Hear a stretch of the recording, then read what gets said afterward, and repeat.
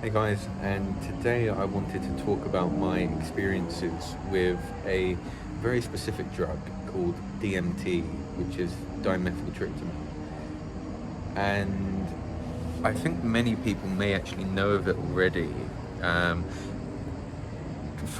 like Joe Rogan is quite a big like ambassador of DMT, and he sort of brought so much sort of light and attention onto DMT. Um, which I think has been like quite good.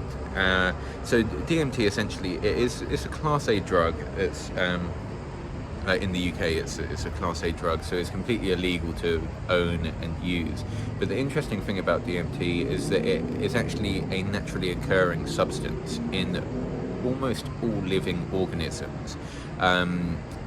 It's a naturally occurring substance in humans, and you release very small amounts of DMT when you dream, and you also release DMT when you die actually, which is it's seen as like quite like a spiritual drug. And then there's like other alternative versions of where like DMT is like an active component. There's a drink called ayahuasca. I've never actually tried ayahuasca, but it's used by a lot of like spiritual ceremonies in it's like South America, I believe, in like the tribes, because you can extract it from like the bark in trees that grow in South America. It's used out there in various different spiritual ceremonies, and DMT is like a very pure form of it's like a much more intense experience. Sorry, I should say that ayahuasca goes on for about 8 to 12 hours, and as I understand, it's a bit more like LSD. It's a much like slower experience, whereas DMT, you smoke, you do up to about 50 milligrams, and you put it inside like essentially a crack pipe, a glass pipe, and you heat up the DMT, not putting the flame directly on the actual crystals itself, and then you inhale it, and you have an instant it's not like a high. I don't want to call it a high. It's not like something that you would really do with your like friends or like at a party or something. It is a real experience where it's an out of body experience that you're giving yourself, almost like a near death experience, I guess, where if you take it successfully, you will actually you will see yourself leave your own body, and you're transported into this other realm for what feels like hours, but is actually only about 10 or 15 minutes. And this is a very, very powerful drug. Like, I think the most powerful thing I've ever taken, in terms of like the first effect that you have. So the first time that I ever actually smoked it, I had ordered DMT off of like the dark web. It was very, very pure, especially for my first time. And I smoked about 25 milligrams. I did a 25 milligram hit, and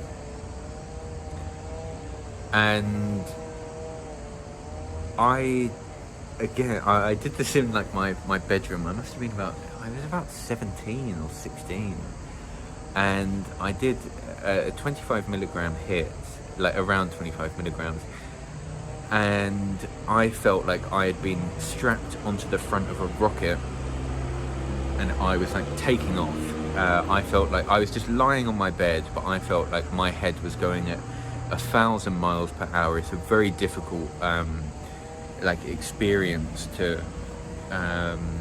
explain. It literally felt like I was strapped on the front of a rocket, and I was taking off, and I was moving so quickly.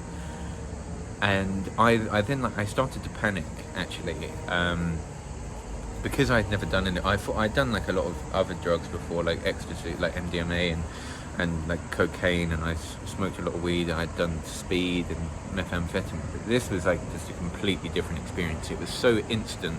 Like I had taken like 2 hits from the pipe, and you hold them in, and I went to take a third one, and I just could not. I was just unable to do it. I just sort of fell back with this pipe in my hand, and I was like, taking off at like 1,000 miles an hour, and I just panicked. And I thought I'd killed myself actually.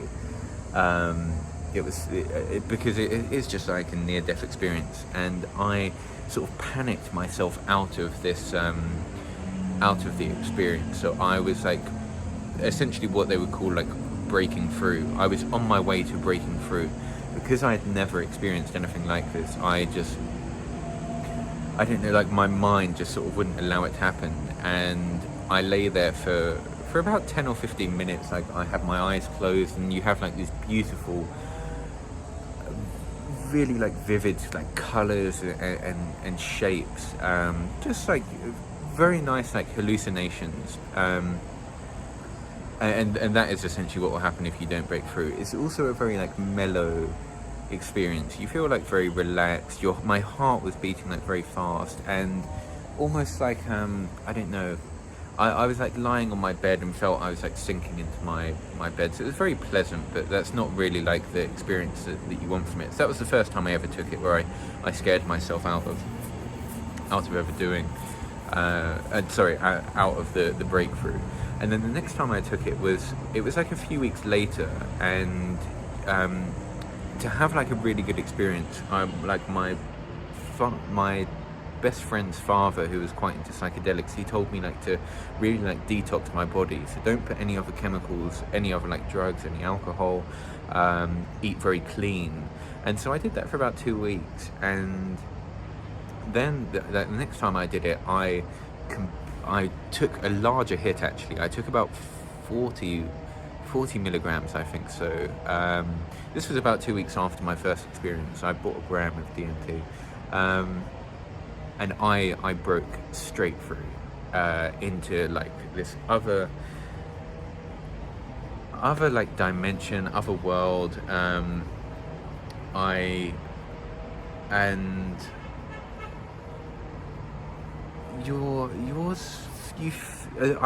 I'll steal this line from someone else.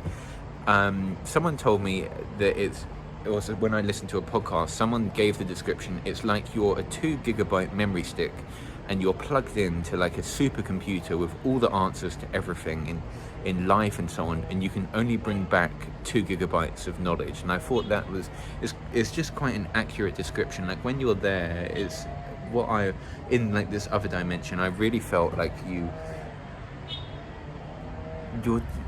I don't know, on the different just on like a different level, you a more I don't know, like enlightened, I don't know if that's the right word. You're talking to like an enlightened version of yourself, and I was like having this conversation with like I don't even know what it was. It seemed just like a spirit of myself, but that sort of knew all the answers and like experience, almost like a god of myself, if that makes any sense. Anyway, I was speaking with this being, and at that point in time, I was on like the completely wrong path in terms of like my life. I had dropped out of school. I was always very clever, but I hated school, and I dropped out of school because I was very, very rebellious. And as I said, I was doing like a lot of drugs, and we would just sit around like my friend's house on like a Wednesday evening, just ordering like 2 grams of MDMA, and just like sitting in his bedroom, sniffing lines of MDMA with no like real purpose. Like we were like 16 or 17 and just doing like whatever drugs we could, and we like ketamine as well. Ketamine and MDMA were the main things we were doing, and smoking like a lot of weed as well. And I was just talking to this like enlightened being that was just sort of saying that like you were wasting your potential, like you can do so much more than this. Like you're literally just wasting away by like, number one, like hanging around the people who are doing this type of stuff. Like you're like better than them. If they want to go and do that, that's fine. Like, and you should, but you need to be like strong enough to leave them. This was like the sort of takeaway that I had, that I needed to like take control and not just follow what my like stupid friends were doing, like literally going nowhere in life. And the other very powerful thing that I had is that my father died at like a very young age. As I said, I was adopted, so it was my birth father. He drowned when he was 21. And the takeaway that I got from the DMT experience was that I sort of had to live for both of us, because he didn't get to experience life. Like didn't get to experience very much of life because he died at such a young age, that it was like my responsibility to go out there and have an amazing life, have amazing experiences, really like make something of myself, because I owe it to him.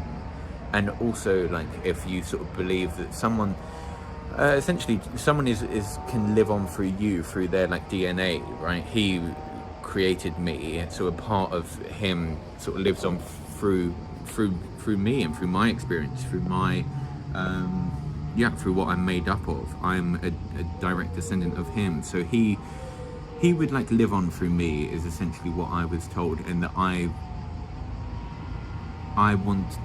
need to make sure that I'm,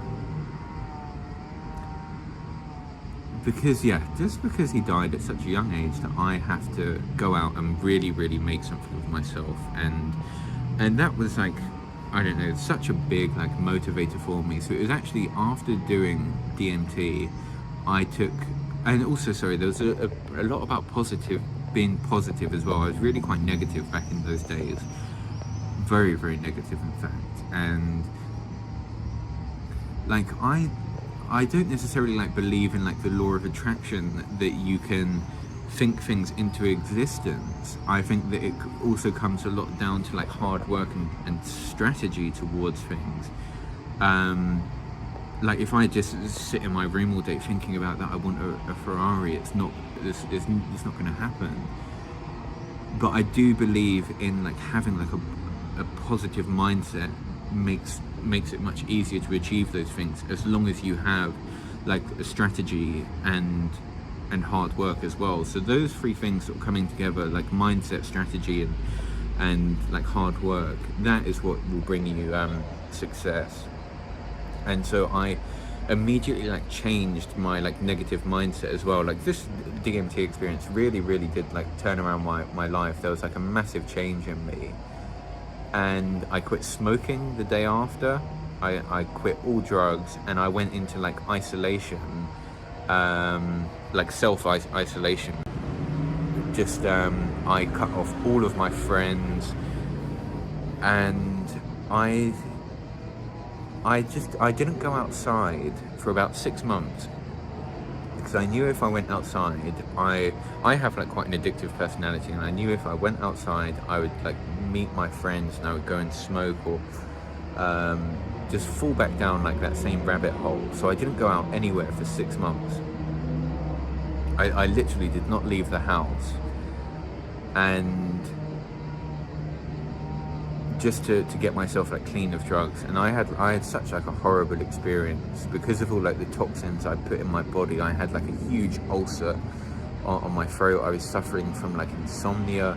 I was sleeping for about half an hour every night, or like an hour every night, and it was just like, it was literally torture. I would just be staring at the ceiling for hours, feeling tired, wanting to sleep, but just unable to. And I also lost a lot of weight then as well, actually. But it was all like such in the end, such a great experience. It was like what I needed. It like had to be done. Like God knows where I'd be now if I like hadn't made that change, because I was going to all like these illegal raves. I actually also had a friend who died from a ketamine overdose. He fell into a canal and drowned. He took ketamine and was just completely unaware of what was going on, and he fell into a canal and drowned. So I had like a lot of negative things around me, so it was really very good that I got away from that. And then I isolated for 6 months, as I said. And I also remember the first time that I went outside, I went down to like a shop to go, and I can remember what I was buying, chewing gum or like some drink or something, and I'd completely lost all of like my social skills, and I was so scared to talk to the woman who was serving, like the cashier woman, just like some old lady working, who who you pay, yeah, the cashier woman. I'd lost like all of my like social skills because I hadn't conversed with anyone except for like my close family, and I became so shy. And then it was like a project of just like rebuilding myself over the next year, of like slowly getting back into like social life. And I found myself a job. I got some structure in my life, like a bad job at that. I was working in like a factory, but again, these were all like parts of my things that just really needed to happen in my life, I feel, to teach me like a good work ethic. I think I've even spoke about this job before, like getting up at like 4:30 in the morning to start work at 6 a.m. It was a shit job. It paid very bad money.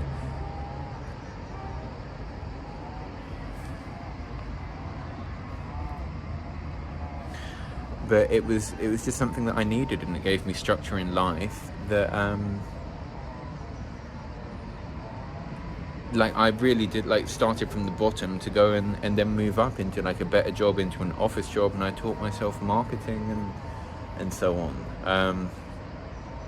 So I am like very thankful for all of the I don't know, struggles and like things that seemed like very difficult at the time, but if you look back on them now, like now I'm like 25 years old now, so this was like 7 or 8 years ago, I look at them as like blessings. They were things that really needed to happen to push me onto like the path that I'm on now.